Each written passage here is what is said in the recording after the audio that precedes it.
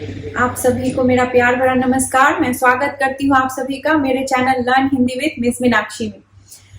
आज का हमारा जो टॉपिक है वो ग्रामर का टॉपिक है, हिंदी व्याकरण, हिंदी ग्रामर का टॉपिक है। और ये टॉपिक बहुत ही इम्पोर्टेंट टॉपिक है और इस टॉपिक का नाम है संज्ञा। संज्ञा, संज्ञा को इंग्लिश में नाउन बोलते हैं। तो नाउन आप सभी को पता है, noun is a naming word. जितने भी दुनिया में नाम है वो संज्ञा कहलाते हैं। तो नाम किन किन चीजों के हो सकते हैं? लोगों के नाम हो सकते हैं, प्लेसेस के नाम हो सकते हैं, जानवर के नाम हो सकते हैं, फीलिंग्स के नाम हो सकते हैं और रंगों के नाम हो सकते हैं। तो ये सारे जो हैं वो कहलाते हैं संज्ञा। तो पहले मैं यहाँ लिख के बताती हूँ कि क्या कौन कौन चीजों के नाम हो सकते हैं। तो पहला जैसे है व्यक्ति, व्यक्ति पीपल।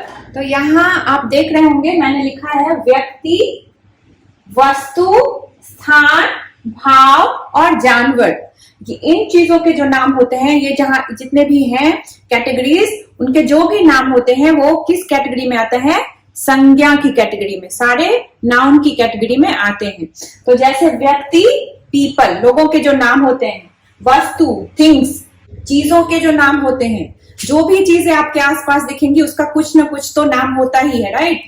जैसे टेबल, चेयर, किताब, पेन, पेंसिल, सब चीजों जो भी आप चीजें अपने लाइफ में देखते हैं उन सब के कुछ तो कुछ नाम होते हैं, राइट? उसके बाद है स्थान, प्लेसेस। तो प्लेसेस के भी नाम होते हैं, सिंगापुर, भारत, पुंगोल, सेंकांग, दिल्ली, ये सारे नाम है जगहों के, राइट? उसके बाद है भाव, भाव मतलब फीलिंग्स।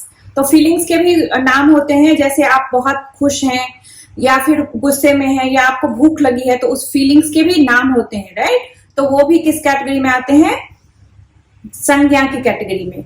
और लास्ट वन यहाँ पे लिखा हुआ है जानवर। तो एनिमल्स के भी नाम होते हैं।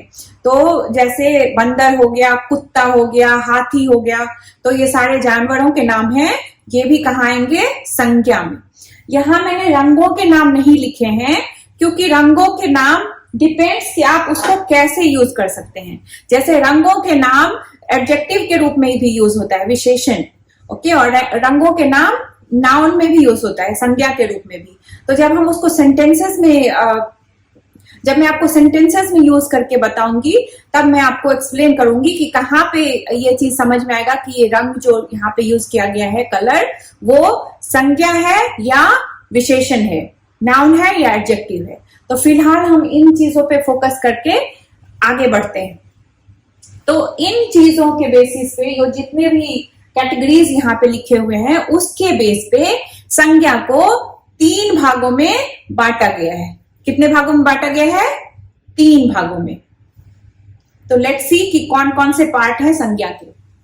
यहाँ पे मैंने लिखा है संज्ञा को 3 भागों में बांटा गया है। पहला है व्यक्तिवाचक, दूसरा है जातिवाचक और तीसरा है भाववाचक। व्यक्तिवाचक, जातिवाचक, भाववाचक, ओके। तो इंग्लिश में व्यक्तिवाचक को क्या बोलते हैं? Proper noun. इंग्लिश में व्यक्तिवाचक संज्ञा को बोलते हैं प्रॉपर नाउन। दूसरा है जातिवाचक संज्ञा। तो जातिवाचक संज्ञा को इंग्लिश में बोलते हैं common noun. And last one is भाववाचक संज्ञा, उसको क्या बोलते हैं? Abstract noun, okay. तो अब इन चीजों के बारे में हम डिटेल्स में जानेंगे। इसके पहले मैं आपको एक चीज बता दूं, यहाँ पे आप बार बार देख रहे होंगे वाचक, वाचक, वाचक, राइट? व्यक्तिवाचक, जातिवाचक और भाववाचक। वाचक का मीनिंग होता है बताने वाला। वाचक का क्या मीनिंग है? बताने वाला। तो आपको अब नाम के आधार पे ही पता चल रहा होगा, व्यक्तिवाचक मतलब ये किसी व्यक्ति विशेष के बारे में आपको बताएगा। और दूसरा है जातिवाचक, जो जाति मतलब ग्रुप के बारे में बताएगा।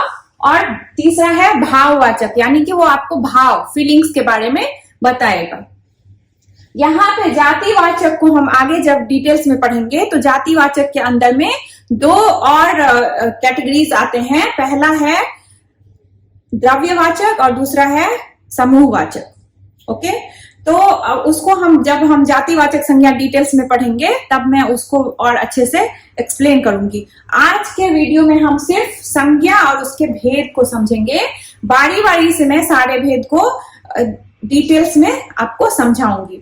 अभी फिलहाल इन तीनों के कुछ एग्जाम्पल्स देख लेते हैं जिससे आपको कुछ आइडिया आ जाएगा। तो व्यक्तिवाचक, जैसे it's a proper noun, right? तो प्रॉपर किसी चीज के बारे में बताएगा, मतलब पर्टिकुलर, जैसे कि दिल्ली। तो दिल्ली अगर हमने देखा यहाँ पे, तो Delhi is a name of a place, particular है, दिल्ली एक ही है, राइट? दूसरा है जातिवाचक, मतलब ये ग्रुप के बारे में बताएगा। तो जैसे मैं बोलूं लड़की, तो लड़की एक ही नहीं है, दुनिया में जितनी भी गर्ल्स हैं वो इस कैटेगरी में आएंगी, राइट? और तीसरा है भाववाचक, फीलिंग्स, तो जैसे गुस्सा। बस हमें ये याद रखना है कि संज्ञा जो है वो नाम है, मतलब संज्ञा का दूसरा अगर हम सिनोनिम यूज करें तो नाम होता है। आपने कितनी बार ये पढ़ा होगा कि गांधी जी को राष्ट्रपिता की संज्ञा दी गई है, मतलब गांधी जी को राष्ट्रपिता के नाम से जाना जाता है। तो संज्ञा and name is a synonym to each other. Okay, so I hope कि आपको संज्ञा और उसके टाइप्स अभी समझ में आ गए होंगे। बाद में हम डिटेल्स में ईच टाइप्स को डिटेल्स में नेक्स्ट वीडियो में मैं एक्सप्लेन करूंगी। धन्यवाद।